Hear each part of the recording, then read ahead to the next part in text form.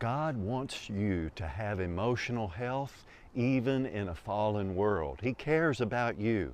So how do we get that when times are difficult? Well, Jesus is our example, and in His example we say prayer is the key to emotional health. It says in Hebrews chapter 5 verse 7 that during the days of Jesus' life on earth, He offered up prayers and petitions with loud cries and tears to the one who could save Him from death. You see there that Jesus was letting the emotions that were inside of Him be expressed to God in brokenness, in tears and crying. You see, tears release us of the stress and connect us to God. Blessed are those who mourn, for they shall be comforted. God will comfort you in all of your troubles and give you strength needed to face whatever you're facing. Jesus was facing the cross and bearing the sins of the world and carrying all our griefs. And so it's important to not keep your emotions bottled up inside of you, but go to the Lord in prayer and express them through tears and loud cries so that you can be relieved and then bonded to God through that process, because He responds to you who are being real with Him and sharing honestly what's going on inside to Him.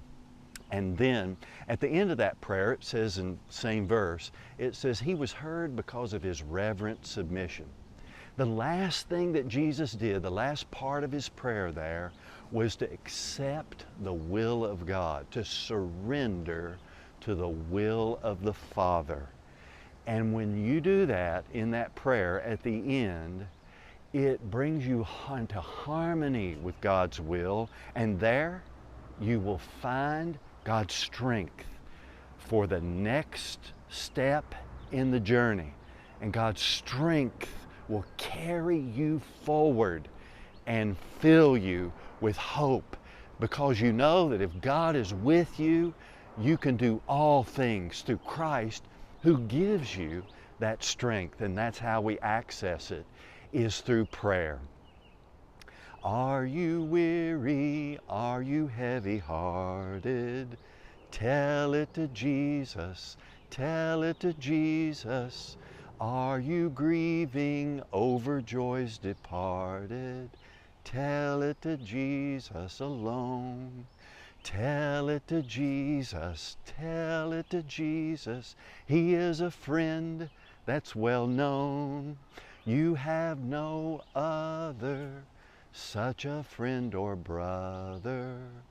Tell it to Jesus alone.